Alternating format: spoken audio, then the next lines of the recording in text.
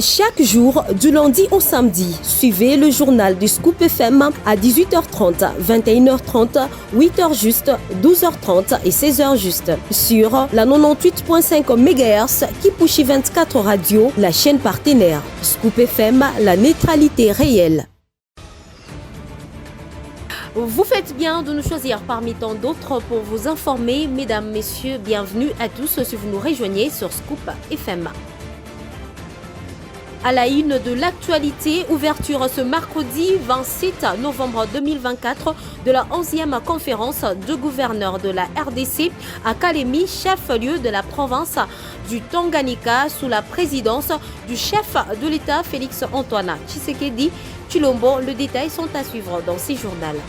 En sport, Maniema Union et Mamelodi Sundowns ont fait un match nul le mardi 26 novembre 2024 dans le cadre de la première journée du groupe B de la Ligue des champions de la CAF. Vous suivrez le coach de Maniema Union dans le développement de ces journaux en conférence de presse. Le vice-premier ministre, ministre de l'Intérieur, Sécurité, Décentralisation et Affaires coutumières, Jean-Kema Chabani, a réuni le mardi 26 novembre 2024 à Kalemi le participant à la 11e session de la conférence de gouverneurs qui a débuté ce 27 novembre 2024. Joyce Kalinga nous en dit plus. Il était question pour le patron de la territoriale, en harmonie avec le gouverneur de 26 provinces de la République démocratique du Congo, d'échanger et de recueillir les avis des uns et des autres sur le projet de l'ordre du jour et du déroulement de travaux, avec comme thème renforcer la gouvernance dans les provinces pour assurer la cohésion communautaire, facteur clé de la réussite du gouvernement des développements local de 145 territoires. PDL 145, Jacques Chabani a expliqué au gouverneur la motivation qui est la sienne dans le choix de cette thématique. Occasion pour le VPM de l'Intérieur de présenter le rapport de l'évaluation des 79 recommandations de la 10e session de la conférence de gouverneurs qui s'est tenue l'an dernier à Kinshasa.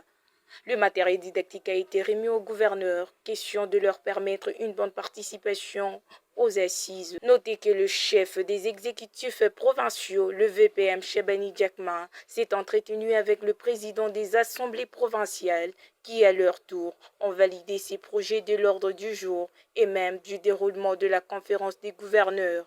Félix Tshisekedi appelle le peuple à s'y prendre en charge pour réfléchir sur le changement de la Constitution et précise qu'il veut le libre débat afin de savoir qui sont pour et qui sont contre le changement de la Constitution. Suivez cet extrait choisi par Christian Muchompa. Je vous avais promis en son temps, Nalobaki, je vais revenir Nakozonga Awa Nakalemi. Pona pe Sabino, merci pona bavoa Nabino. Pena lingina lo baboye na bandeko nangai ya Tanganyika. Lokola bopesa kingai bavoa Nabino. Na lingina lo bape na bandeko oyo bapesa kingai bavoa te o bavotaki bandeko mususu candidat. Nazali président Yaba Congolais Nyonso. Nakobosa na bangote po bavotaki ba candidat mosusu non. Nakosalela bana ya Tanganyika Nyonso. C'était là le président de la République Félix Antoine Tshisekedi Tshilombo dans cet extrait qui a été choisi par Christian Muchompa. Comme annoncé en début de ces journaux, les travaux de la 11e conférence de gouverneurs de province ont débuté ce mercredi 27 novembre 2024 à Kalemi, chef-lieu de la province du Tanganyika, placé sous le thème « Renforcer la gouvernance de province afin d'assurer la cohésion communautaire, facteur clé de la réussite du PDL 145 territoires ». Ces 3 jours va passer en revue les enjeux locaux sous la direction du chef de l'État, Félix-Antoine Tshisekedi Tshilombo, le gouverneur de province, au cours de ces assises vont adopter les stratégies à mettre en place pour renforcer la bonne gouvernance, le développement dans leurs entités respectives. Le président de la République a fait savoir dans son mot d'ouverture que le manque de main-d'œuvre freine la mise en œuvre du projet de développement 145 territoires. Toujours au même chapitre, le collectif de gouverneurs de province en RDC réunis à Kalemi dans le cadre de la 11e conférence de gouverneurs a exprimé un soutien unanime au projet de changement de la Constitution dans une motion adressée au président de la République, Félix-Antoine Tshisekedi Tshilombo. Le gouverneur ont souligné que la Constitution actuelle présente de faiblesses nécessitant une réforme qu'il qualifie de légitime et salvatrice. Écoutez la gouverneure du Lualaba dans cet extrait. De l'État, s'agissant particulièrement de la question de changement de la Constitution, le collectif des gouverneurs de province soutient à l'unanimité cette démarche car cette Constitution comporte beaucoup de faiblesses.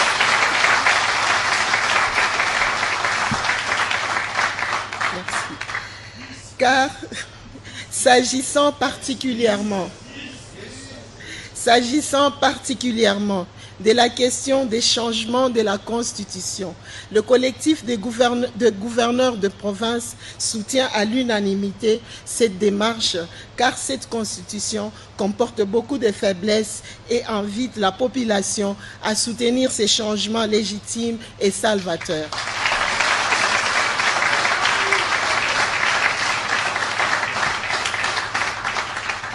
Pour terminer, nous ferons nôtre les résolutions issues des présentes assises.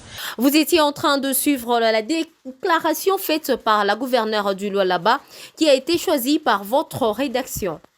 Mesdames, Messieurs, ce journal se poursuit. La directrice générale adjointe de l'Organisation des Nations Unies pour l'alimentation et l'agriculture a estimé mardi 26 novembre 2024 que la sécurité alimentaire dans l'Est de la RDC dépend de la paix. Suivez le détail. Elle a livré son point de vue lors d'une conférence de presse tenue à Goma à l'occasion de la clôture de sa tournée au nord et au sud Kivu. À cette occasion, Beth Bechdol a promis de faire le plaidoyer au niveau de ses quartiers généraux de son organisation à Rome. À la tête d'une délégation du FAO, elle dit avoir constaté les conséquences provoquées par les violences et les conflits armés en RDC, notamment l'influence de produits alimentaires et la malnutrition qui touche particulièrement de femmes et des enfants. Pour ce faire, la FAO se propose ainsi d'apporter de l'aide en vue de faire face à l'insécurité qui touche les déplacés.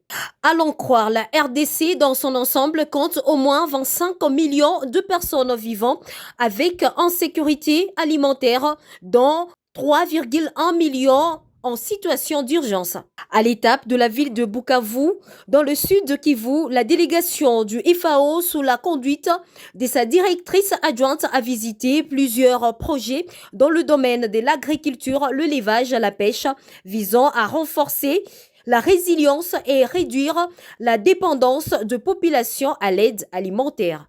Je l'ai également annoncé en début de ce journal, le banc syndical de l'enseignement supérieur et universitaire projette une grève générale le 9 décembre 2024 sur l'ensemble du territoire national. Cette décision a été prise mardi 26 novembre à l'issue de l'Assemblée générale d'évaluation tenue au siège de l'Association de professionnels de l'Université pédagogique nationale. Ces bancs syndicaux dit avoir constaté avec amertume le non-respect des accords des Bibois 2.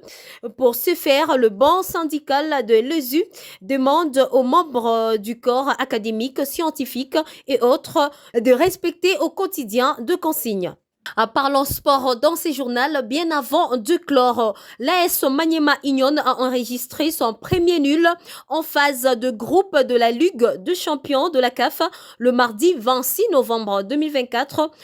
Contente de son match nul d'hier face à Mamelodi Sundowns, l'AS Maniema Union espère garder le cap, a déclaré Papi Kimoto, entraîneur principal, cité en conférence de presse mardi après le match de la première journée de la phase de groupe de la Ligue des champions. Je vous prie de l'écouter dans cet extrait choisi par votre rédaction. Je suis vraiment très satisfait de mes joueurs parce que on est venu ici avec des ambitions, comme j'avais dit hier en conférence de presse. On ne voulait pas perdre. Si on veut garder toutes nos chances, il faut que tous les matchs qu'on joue à fond, libérés et sans pression.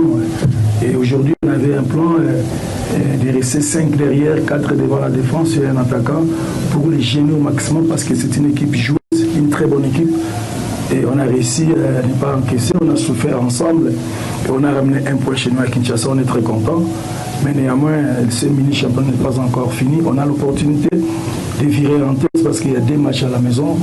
On va tout faire pour essayer d'avoir des bons résultats sur ces deux matchs-là, à savoir d'abord le 6, le 7 Raja et puis Phare, le 14. Donc on est confiant, on va continuer à jouer comme ça, libéré et sans souci parce que nous on n'a rien à perdre dans cette phase de groupe. L'équipe de Mamelodi mérite tout nos respects. C'est une très bonne équipe qui joue bien au ballon. On a beaucoup de respect, c'est seulement avec les paroles. Mais sur le terrain, nous, on va jouer libéré.